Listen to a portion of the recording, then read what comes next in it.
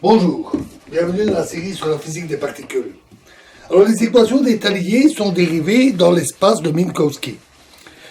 Dans ce cas-là, on sait bien qu'il est fréquent d'utiliser une rotation de Wick pour leur donner une forme plus facile à manipuler dans l'espace euclidien. Dans son étude initiale, Wick avait utilisé un prolongement analytique aux variables euclidiennes qui fut à l'origine de la rotation de Wick. Et il est facile de justifier cette procédure de manière perturbative, c'est-à-dire en ignorant précisément la possibilité de nouvelles singularités telles que celles analysées ici. Une certaine prudence est nécessaire afin de l'étendre à cette situation. Le point physique essentiel est d'assurer les critères de stabilité, de s'assurer que ces critères sont satisfaits. Bien sûr, le désir d'utiliser ce truc est de mettre l'équation sous une forme pratique pour une analyse plus simple. Alors procédons de manière directe en écrivant pour grand X égale 0, on écrit xi p de x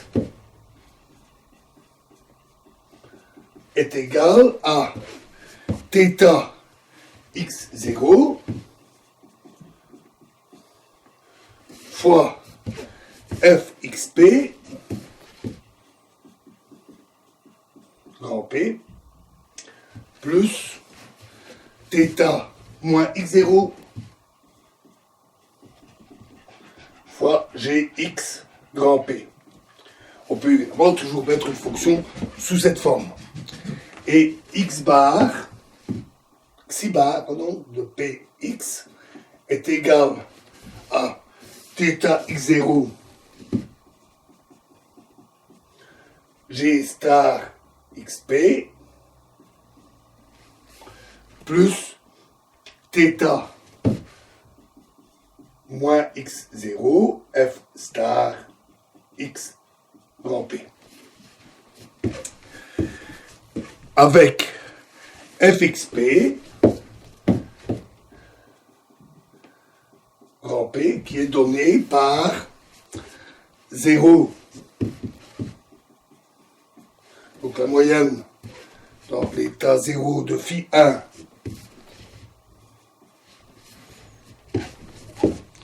état de x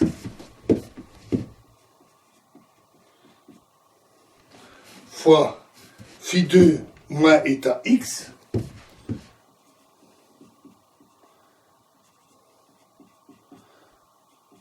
grand P, c'est-à-dire intégrale d 4p sur 2pi4 fois e exposant moins ipx fois f de p grand P. On tire cela bien sûr de la définition de xi et xi bar. Et de même, gxp est égal à 0 phi 2 moins état 1x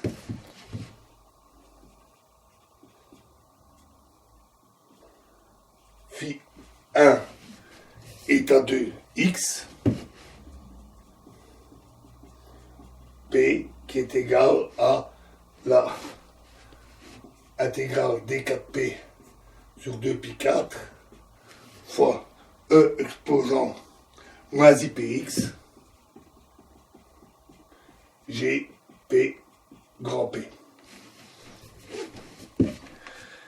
Alors on va utiliser la formule θ x0 est égal à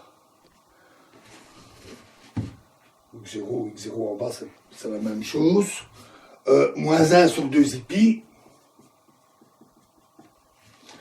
fois l'intégrale d oméga de e exposant moins i oméga x0 sur oméga plus I epsilon. On obtient ainsi xi et xi bar dans l'espace moment. Xi grand P de P est égal à moins 1 sur 2 pi fois l'intégrale dp0 de fq0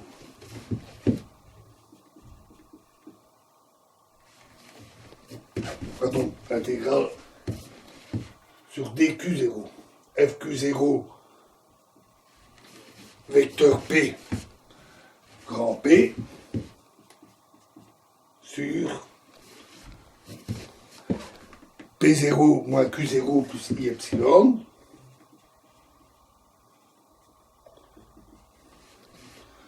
plus 1 sur 2 pi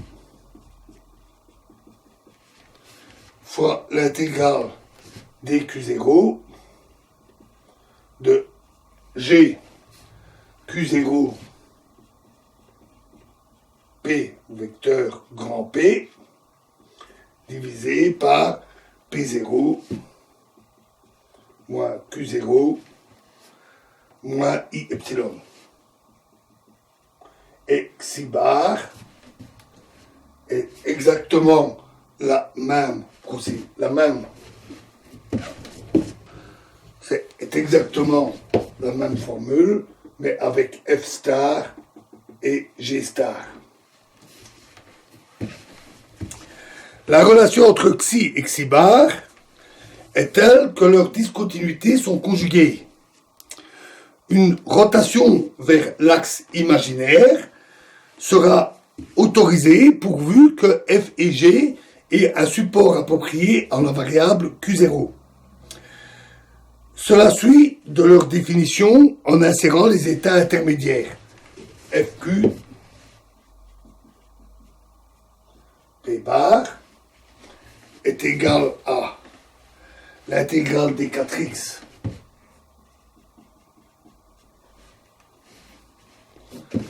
de E exposant moins IQX fois la somme sur n états intermédiaires de 0 phi 1 0 n n phi 2 0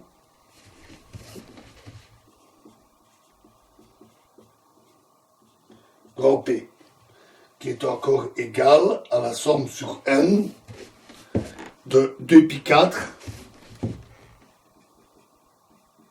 fois delta Q moins P moins Pn moins plus état 1 P grand P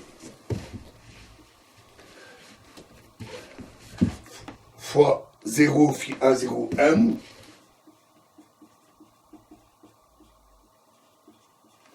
fois n phi 2 0 P.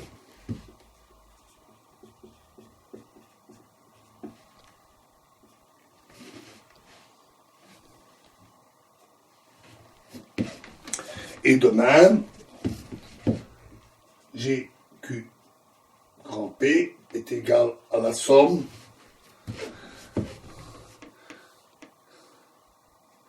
de 2π4 fois delta Q plus Pn moins état 2 grand P fois 0 phi 2 0 n n phi 1 0 grand P. La stabilité de la particule 1 nécessite dans la première expression que Pn carré soit supérieur ou égal à M1 carré et que Pn0 soit positif. Cela signifie que la fonction fq grand P s'annule sauf si état 1 grand P plus Q au carré plus Q au carré soit supérieur ou égal à M1 carré et état 1 grand P0 plus Q0 positif.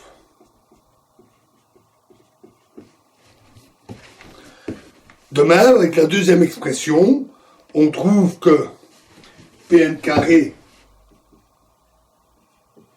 est supérieur ou égal à M2 carré, Pn0 supérieur à 0. Et donc GQP s'annule sauf si état 2 grand P moins Q au carré est supérieur ou égal à M2 carré et état 2 grand P0 moins Q0 est supérieur à 0.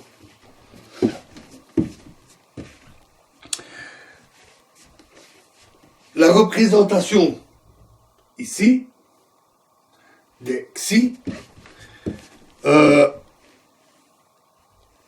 donc dans cette représentation, l'intégrale de f ou f astérix se prolonge de oméga plus à l'infini et celle de g ou g astérisque se prolonge de moins l'infini à oméga moins avec oméga plus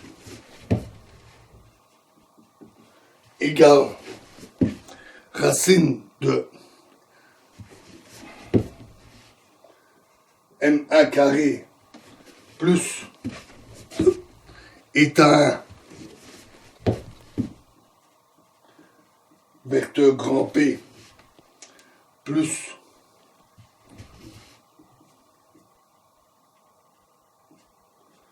vecteur petit p au carré, racine, moins état 1 P0 et oméga moins égale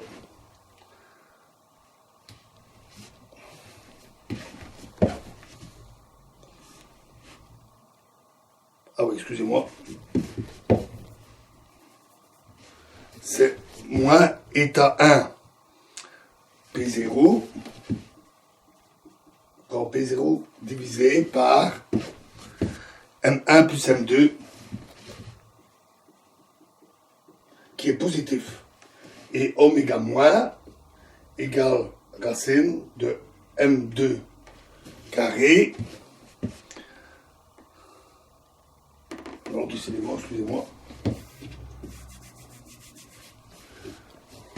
Oméga plus c'est état 1 moins état 1 P0 et oméga moins égale racine de M2 carré plus état 2 vecteur grand P plus vecteur petit p carré, on prend la racine carrée et plus avec racine moins devant plus état 2 P0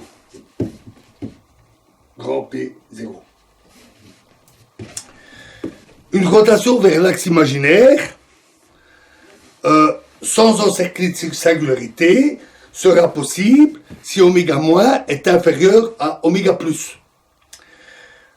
Pour un état, donc en fait, on passe les deux branches coupées sur l'axe imaginaire sans rencontrer les singularités. Pour un état lié stable, on a P0, grand P0, est inférieur à racine de M1 plus M2 carré plus grand P vecteur carré. Si si on choisit le référentiel du centre de masse, c'est-à-dire que le vecteur grand P est égal à 0, et si on choisit état 1, état 2, état 1, 2 égale M1, 2 divisé par M1 plus M2, à ce moment-là, on trouve que oméga plus égale racine de M1 carré plus P carré, M1 carré plus le vecteur petit p au carré, moins M1 P0, grand P0 sur M1 plus M2, qui est donc positif, et oméga moins égale le même, égale, pardon, M2 grand P0 sur M1 plus M2 moins racine de M2 carré plus petit p carré, qui est négatif. Par conséquent, nous avons un gap entre les deux coupures des intégrales des représentations de xi. Et donc la rotation peut s'effectuer sans problème. Nous pouvons maintenant revenir à l'équation de Bethe-Salpeter et effectuer la rotation de Wick en utilisant ces résultats. Par simplicité, on va rester dans le centre de masse et l'assignation ici pour état 1 et état 2. De plus, on va se limiter à l'approximation dite en échelle, c'est-à-dire que V est évalué à l'approximation de borne, nous l'avions vu, est égal à IG1G2 sur P moins P' carré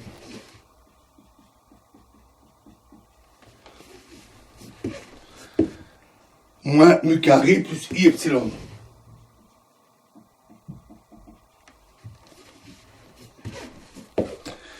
Avec ce potentiel et ses choix, l'équation prend la forme M1 sur M1 plus M2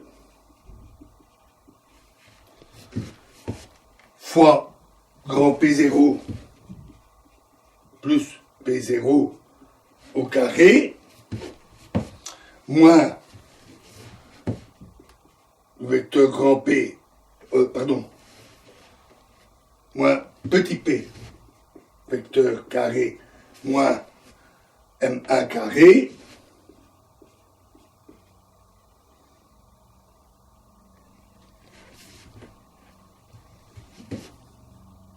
M1 carré, fois M2 sur M1 plus M2 P bar 0 moins P0 au carré moins vecteur grand P, petit p au carré moins M2 carré fois si grand P de P moins IG1 G2 sur 2π4